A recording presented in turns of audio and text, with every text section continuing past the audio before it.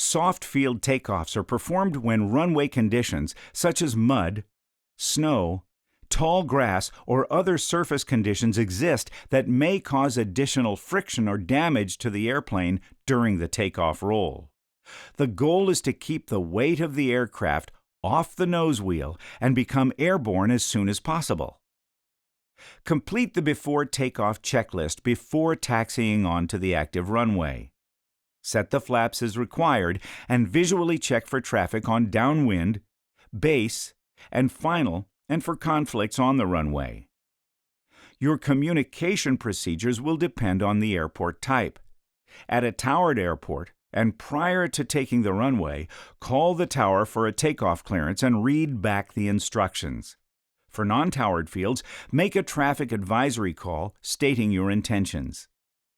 Next, apply full back elevator pressure and taxi onto the runway without stopping to maintain momentum. Keep your heels on the floor to avoid inadvertently applying the brakes. Smoothly and positively apply full power while maintaining full back pressure until the nose wheel comes off the runway.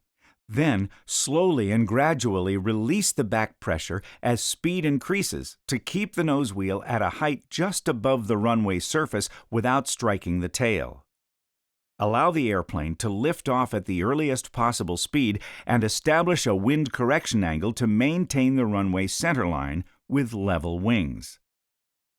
Once airborne, adjust the pitch attitude to accelerate to either Vx or Vy in ground effect, approximately at or below the aircraft's wingspan from the ground. If no obstacle is present, establish a Vy pitch attitude. Retract the flaps at a safe altitude and airspeed and continue the climb at Vy. If an obstacle is present, establish a Vx pitch attitude or the manufacturer's recommended airspeed. Once you have cleared the obstacle, establish and maintain a Vy pitch attitude and retract the flaps. Once you reach a minimum safe altitude, between 500 to 1,000 feet AGL, transition to a cruise climb pitch attitude.